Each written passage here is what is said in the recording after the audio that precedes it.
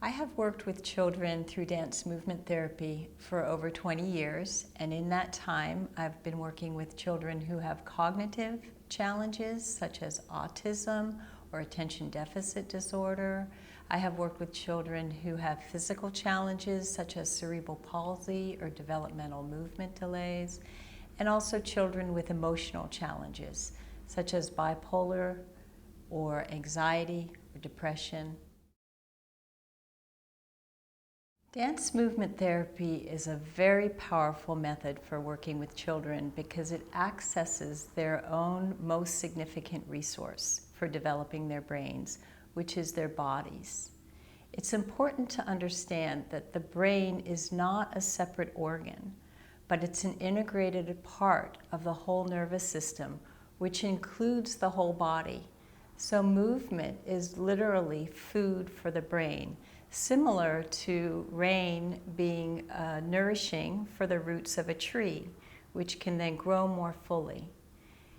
Movement is similar because it stimulates biochemical activity and brain activity in all regions of the brain, and thus it helps the child integrate at a brain level their capacity for movement, their emotional functioning, and their cognitive skills. Children learn about the world and about their own relationships to it through movement. So let's think about early on in a child's life when they are just beginning to learn how to initiate their own movement. They may just have discovered the capacity to roll over, and that rolling over introduces a whole new relationship to the world. So think of a child lying on its back, rolling over, lifting its head, and all of a sudden there's a whole new visual field. I can see something, and now I want to reach for that thing. What does it feel like? What is the shape of it? How can I get it to me? It's incredibly motivating for children to discover their worlds, and in the beginning they're doing that exclusively through their bodies. That provides a structure, an infrastructure for all the kinds of emotional and thinking skills that arise later through more complex experiences. Even though the impulse in children is so natural towards movement, there are many ways today that restrict children's access to movement. This begins early on for some very good reasons. For example, car seats are essential to safety. But it's also important that children be allowed to move as freely as is safe for them throughout most of the day, every day, so that adults' attention to creating a safe environment for children to be able to have access to and develop all the movement skills that they can at that level is essential. One of the other challenges in restricting movement is the capturing of children's attention through technology at too early an age, because it's so captivating and you can see how still the children's bodies are. So they're not responding to their environments in as multidimensional a way as is optimal for their brain development.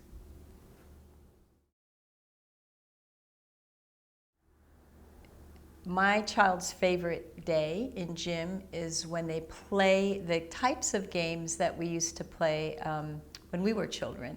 Sardines, capture the flag, things that are exciting, full body, team-oriented, but not competitive in a very singular focused way.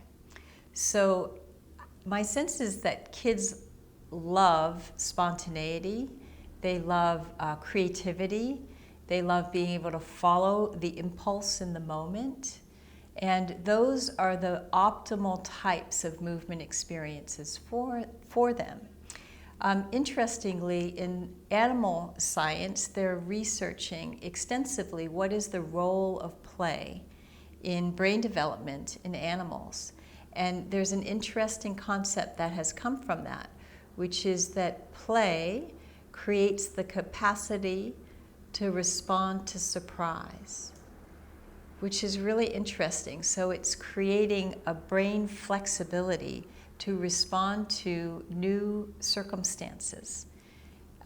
It makes a lot of sense that we would want to be thinking thoughtfully about how to provide our children with experiences that lead to their optimal development. Well, I think we can look around the world, and within many cultures, there is an aspect of something that we could perhaps emulate.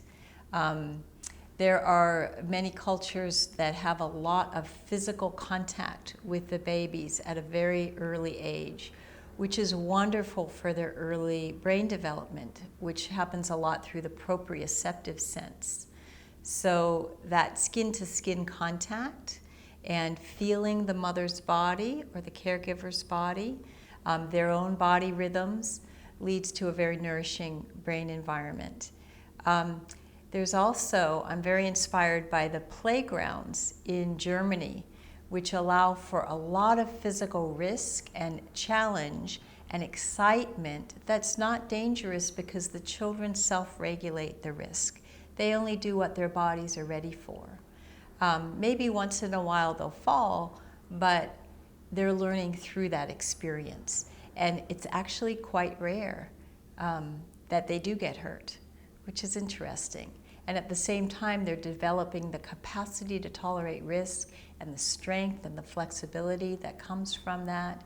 And they're having experiences that are really meaningful for them. It's not unusual to see 20 children working together on a sand infrastructure with gullies and water. They have very large sand water play areas. They have huge logs where the children are challenged to climb over and around, ropes up to 20 or 30 feet high, which are, have a safe base to fall into if you do fall.